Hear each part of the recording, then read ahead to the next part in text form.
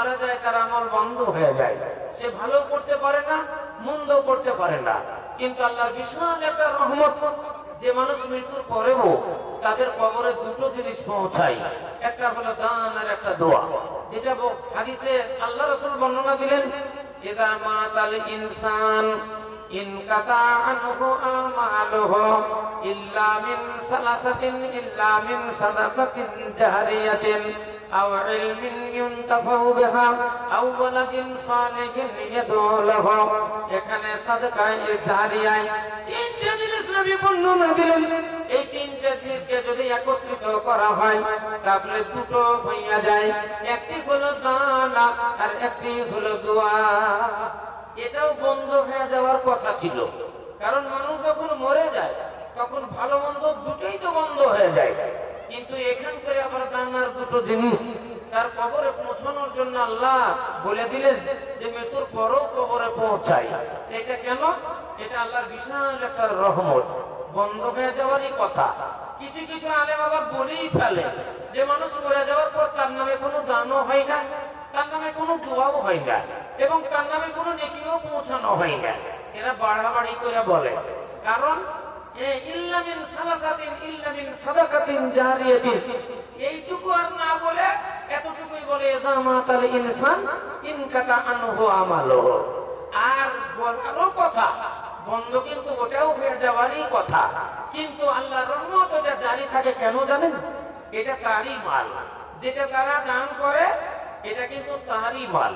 আপনার বাবা মারা গেছে, মা মারা গেছে, আপনার বাবার বয়স সূত্রে আপনি 1 বিঘা জমি পেয়েছেন, কি 2 বিঘা পেয়েছেন, 5 বিঘা পেয়েছেন, লাখ লাখ টাকা পেয়েছেন, বাড়ি পেয়েছেন, গাড়ি পেয়েছেন, কেথা বালিশ পেয়েছেন, তার খাট পালঙ্ক পেয়েছেন, মেলা কিছু তো পেয়েছেন, যেগুলো তো আপনি বানাননি, এগুলো আপনার বাবার তৈরি করা, আপনার মায়ের তৈরি করা। আপনার বাবা আবার পেয়েছে কোথায়? আপনার দাদুর। আপনার দাদু কোথায় পেল? আপনার পদ্দাদুর। তাহলে এই ওর সূত্রে যে জমি টুমি গুলা চলে আসে, যে ধনমান গুলো আপনারা পান, এগুলা তো আগেকারই লোকের। কত যে মারা যায় ওই সম্পদ থেকে আপনারা দান করেন। সেই জন্য আল্লাহ ওটা কবরে তার পৌঁছানোর জন্য তিনি অঙ্গীকার করেছেন যে আমি এটা কবরে পৌঁছে দিব, এবং এটার জন্য তোমার কবরের আযাব মাফ হয়ে যাবে। একবার জোরে সুরে বলেন আলহামদুলিল্লাহ। মাতা পিতা তোমায় কত ভালোবেসেছিল, তোমাদেরই ছেড়ে তারা কোথায় চলে গেল। মাতা পিতা তোমায় কত ভালোবেসেছিল, তোমাদেরই ছেড়ে তারা কোথায় চলে গেল। কবরেতে পড়ে তারা হাবুডুবু খায়, তোমাদের দানের দিকে চেয়ে শুধু রয়। এসো সবে এখানেতে করো কিছু দান, তোমাদের দানে তারা পাবে পরিত্রাণ। তাহলে তোমরা দান করো, তোমার আব্বার জন্য দান করো, তোমার মায়ের জন্য দান করো, তোমার নানি আত্মীয় স্বজন যারা মারা গেছে তাদের জন্য তোমরা দান করো। এই দান কবর গৃহে পৌঁছানোর জন্য আল্লাহ রাব্বুল আলামিনের হাজার হাজার ফেরেশতা নিযুক্ত করা রয়েছে। আপনার দান করতে দেরি আছে, কবরে পৌঁছাতে দেরি নাই। আপনার দানের দোয়া হতে দেরি আছে, কবরে পৌঁছাতে দেরি নাই। আল্লাহ নবী বলেছেন, যখন তোমরা আল্লাহর রাস্তায় কুরবানি করো, কুরবানির গলায় ছুরি চালাতে দেরি আছে, আল্লাহর দরবারে কবুল হতে দেরি নাই। যখন তোমরা কুরবানির গলায় ছুরি চালাও, যখন তার রক্ত প্রবাহিত হয়, রক্ত মাটিতে পড়তে দেরি আছে, আল্লাহর দরবারে কবুল হতে দেরি নাই।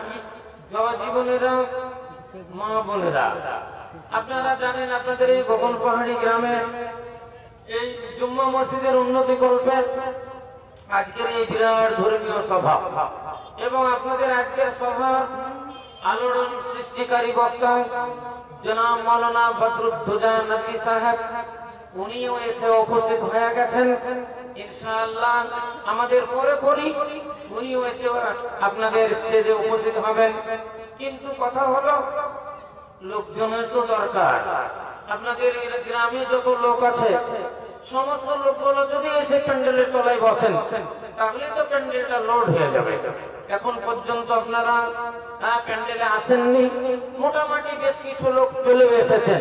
আপনারা যারা এদিক সেদিকে ঘুরছেন রাস্তাঘাটে, চায়ের দোকানে, নিজের বাড়িতে, আর বিলম্ব করবেন না, আর দেরি করবেন না। আপনারা খুব তাড়াতাড়ি মাহফিলে এসে উপস্থিত হন, কারণ বিশাল একটা প্যান্ডেল, কত খরচ, আর কত মাইক, কত লাইট, আর কত আপনার ছবিকারকেরা সব এসে উপস্থিত হয়ে গেছেন, বক্তাগণ এসে উপস্থিত হয়েছেন। কিন্তু আপনাদের এই জলসা আপনারাই যদি বাড়িতে বসে থাকবেন, বলেন এর মানান কেমন করে হবে? এত পয়সা খরচ করে যদি কিছু জীবনের জন্য না লাগাতে পারবেন, জীবনের কিছু পরিবর্তন না আনতে পারবেন, তাহলে এত পয়সা খরচ করে আপনাদের লাভটা কি? তাই বলছি ভাইয়ের আমার, আসেন প্যান্ডেলের তলাতে এসে বসেন, একটা রাত, কয়েক ঘন্টা আপনারা এই প্যান্ডেলে যদি বসে থাকতে পারেন, ইনশাআল্লাহ জীবনের অনেক গুনাহ খাতা মাফ হয়ে যাবে। আল্লাহ রাব্বুল আলামিনের নবী বলেছেন, পৃথিবীতে দুটো রিয়াজুল জান্নাত আছে, একটা হলো মসজিদ আর একটা হলো ওই মাহফিল, যেই মাহফিলে কোরআনের বাণী পরিবেশন হয়, হাদিসের বাণী পরিবেশন হয়, হুয়া রাউযাতুম মিন রিয়াদিল জান্নাহ, সেটাও হলো জান্নাতের বাগিচা, জান্নাতের বাগান। অতএব এই মাহফিলে আপনারা যতক্ষণ পর্যন্ত বসে থাকবেন, ইনশাআল্লাহ আপনারা রিয়াজুল জান্নাতে থাকবেন। যদি বলেন রিয়াজুল জান্নাতের লাভটা কি, তাহলে তো এর আগেও আপনারা শুনেছেন যে রিয়াজুল জান্নাতে আল্লাহর অগণন ফেরেশতা এসে তারা ঘেরাও করে থাকে, এবং তাদের রহমতের পর তারা প্যান্ডেলের উপরে বিছিয়ে দেন।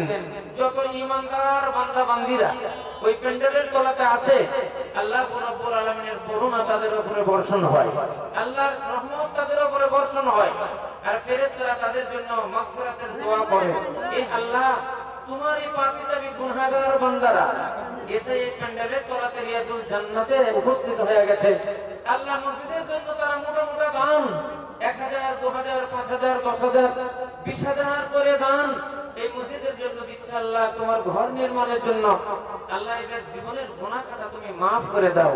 আনতা রহমান, আনতা রহিম, আল্লাহ তুমি রহমান, তুমি রহিম।